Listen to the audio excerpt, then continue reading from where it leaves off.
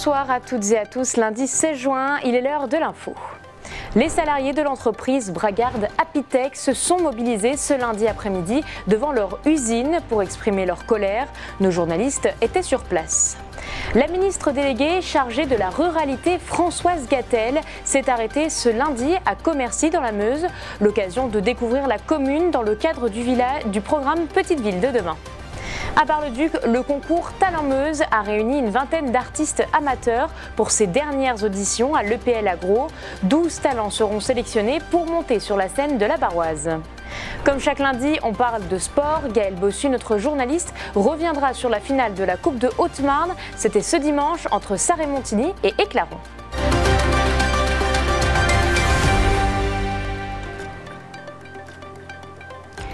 Autrefois vitrine de l'innovation locale avec ses distributeurs automatiques connectés, l'entreprise Apitech est aujourd'hui rattrapée par des difficultés financières. Un plan social avait concerné en février près d'un tiers des salariés et ce lundi, ils étaient une cinquantaine à manifester devant le site pour dire leur colère. Les journalistes Gaël Bossu et Julien Debrune sont sur place. C'est un nouvel épisode dans la crise que traverse Apitech.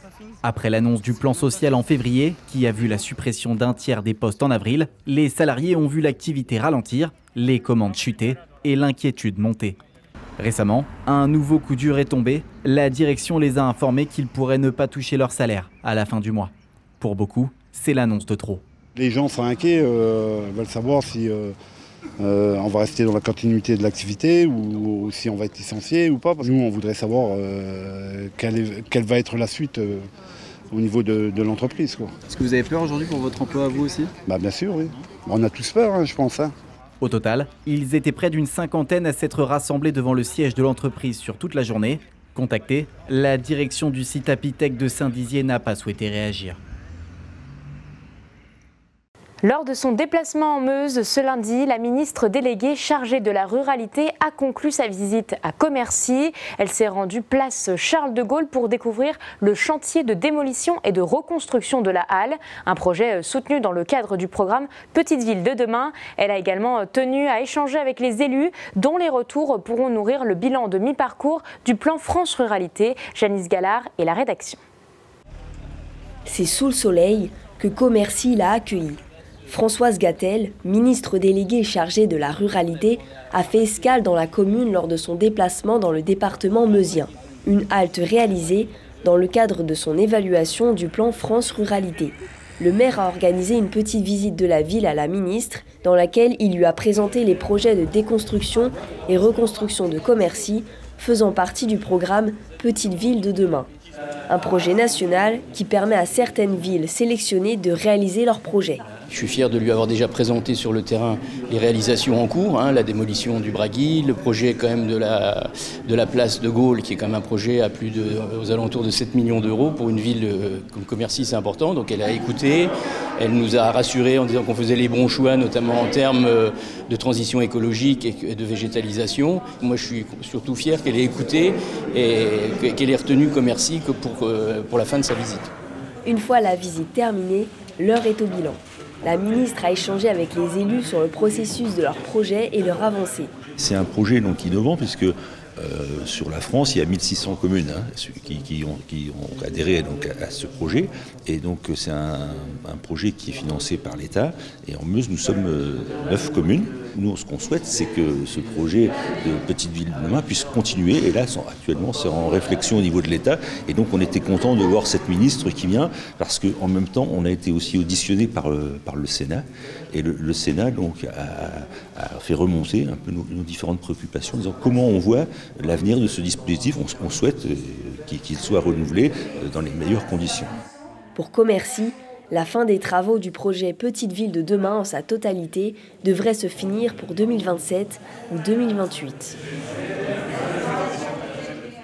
À Bar-le-Duc, le PL Agro s'est transformé en tremplin pour jeunes talents. Le concours Talent Meuse y tient ses ultimes auditions. Une vingtaine d'artistes amateurs du chant au rock celtique se sont succédés devant un jury attentif. Objectif, retenir une douzaine de candidats qui se produiront sur la scène de la Barroise le 15 novembre prochain. J'ai pu assister à quelques passages ce samedi.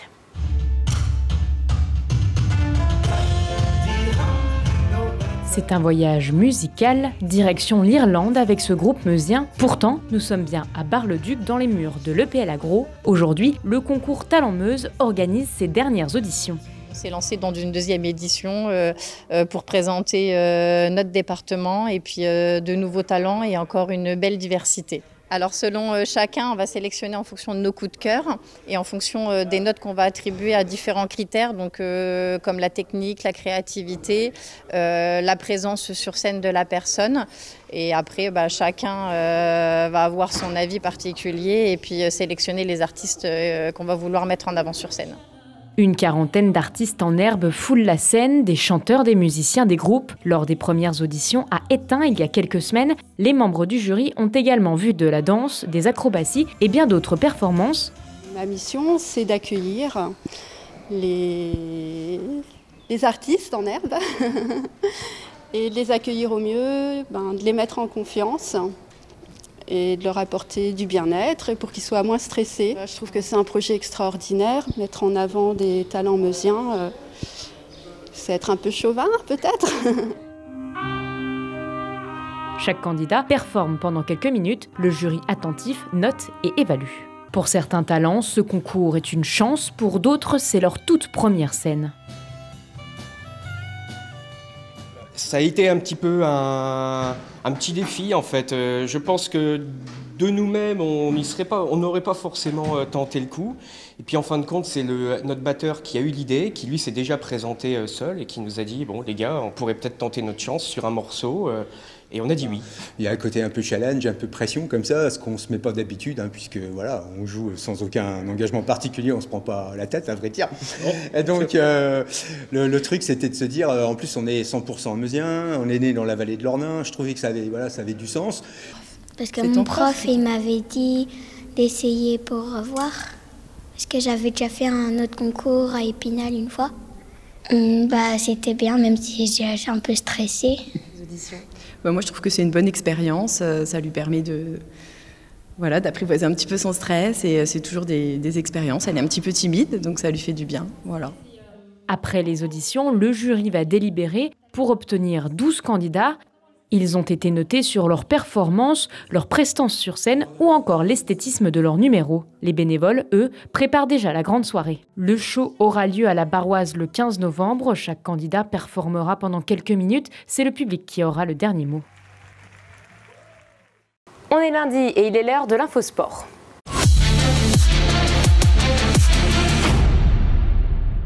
Bonsoir Gaël. Bonsoir Clémentine, bonsoir à tous. On est ensemble comme tous les lundis pour 10 minutes de sport local. On va revenir sur tous les résultats de ce week-end. Ce soir, on va parler de football, mais aussi de course à pied. Et on débute tout de suite avec la Coupe de Haute-Marne. Et vous l'avez peut-être suivi hier en direct sur Puissance Télévisions.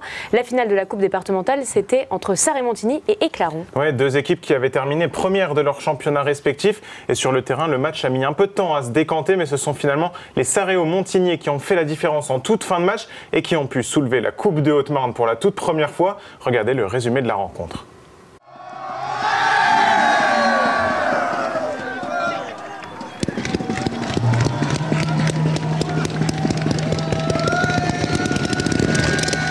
On était venu ici pour ça, hein. Le but c'était de ne pas perdre de l'année, donc remporter la finale, c'est fait.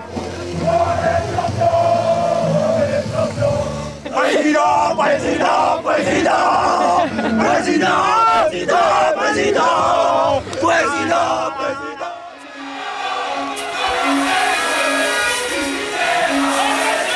Sarre-et-Montigny face à Éclaron. L'affiche était des plus alléchantes. En finale de la Coupe de Haute-Marne se retrouvaient les deux champions de départemental 2, deux équipes qui ont dominé largement leur championnat respectif. Ce dimanche, au stade Charles-Jacquin de Saint-Dizier, le début de rencontre est timide, la pluie ne rendant pas les choses faciles aux 22 acteurs. Et ce sont finalement les Sarre-et-Montigny qui vont ouvrir le score. 29e minute sur un corner frappé au second poteau, manqué par le gardien éclaronnais.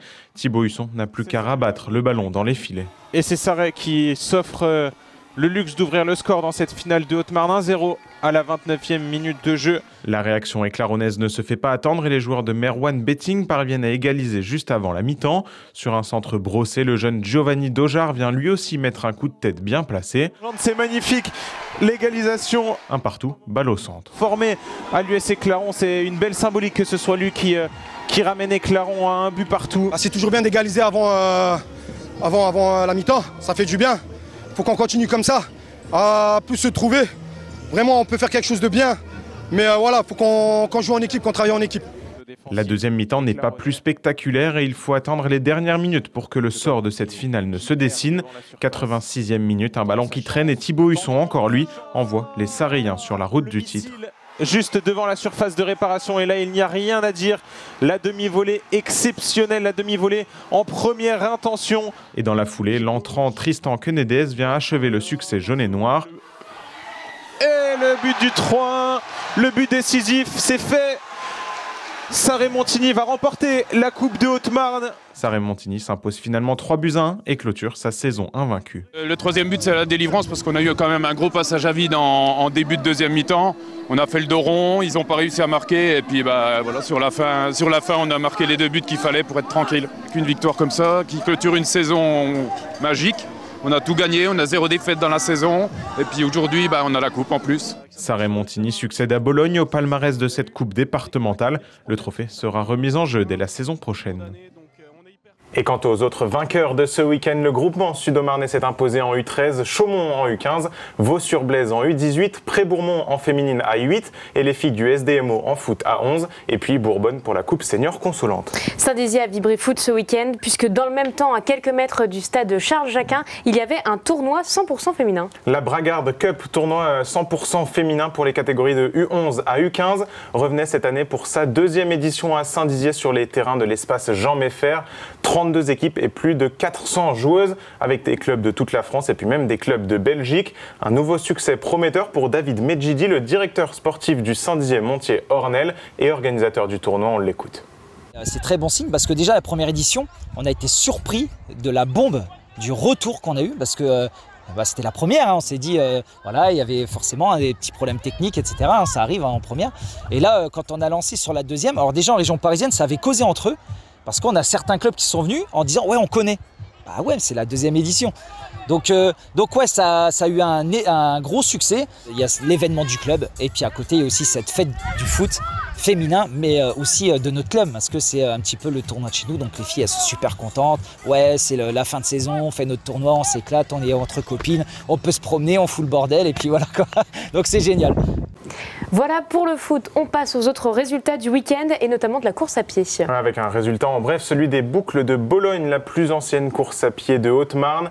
Et cette année, ce sont Tom Thierry et Julie Gallien qui se sont imposés sur ce parcours de 9 km couru dans une chaleur étouffante ce samedi soir. Course locale toujours, mais en cyclisme cette fois-ci. Et direction Ancerville pour le Critérium Souvenir Jeannie-Antoine. Et là, une quarantaine de coureurs ont roulé 60 km dans les rues du village meusien sur un tracé pas facile. Et finalement, le groupe de tête, vous allez le voir, est arrivé en un seul paquet. Et c'est Lucas Duvaux, le coureur du VC Ornans, originaire de Curel, qui a réglé la mise au sprint. Prochain Critérium vers chez nous, c'est celui de Saint-Dizier dans 10 jours. Sport collectif, mais distinction individuelle pour la handballeuse au Marnais, Lilou Pinta. La semaine dernière, on parlait de sa fin de saison magique avec Dijon. Eh bien, la coupe est encore plus remplie désormais puisque la Froncloise a reçu le trophée de révélation inspirante de l'année en première division. Autrement dit, est la meilleure jeune joueuse de ce championnat. Un trophée qui a une valeur mesurée aux yeux de la handballeuse qui préfère mettre en avant l'aspect collectif. On l'écoute. Pour moi, c'est surtout le résultat d'une saison exceptionnelle avec le club.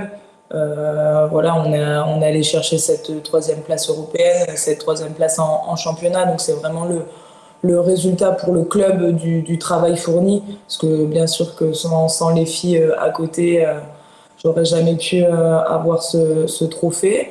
Je me sens pas comme une révélation, je pense que je fais juste mon chemin tranquillement à la JDA. Je suis très contente forcément d'avoir ce prix, mais le plus important pour moi, ça reste comment je me sens dans l'équipe, qu'est-ce que j'apporte réellement à cette équipe avant de penser à moi.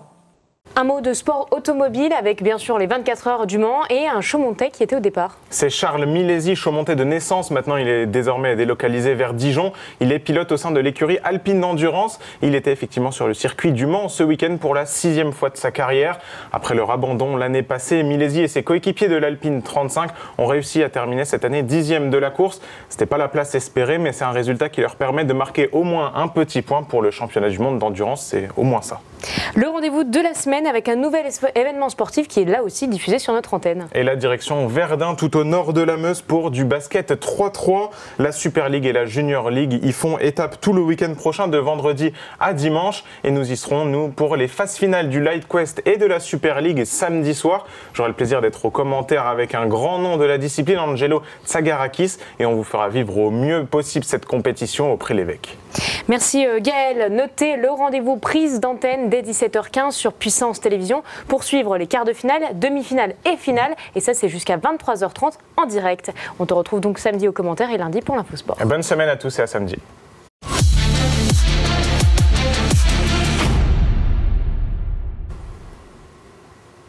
C'est la fin de notre édition. Merci de nous avoir suivis. Tout de suite, la météo. L'information continue sur puissancetélévision.fr. Bonne soirée.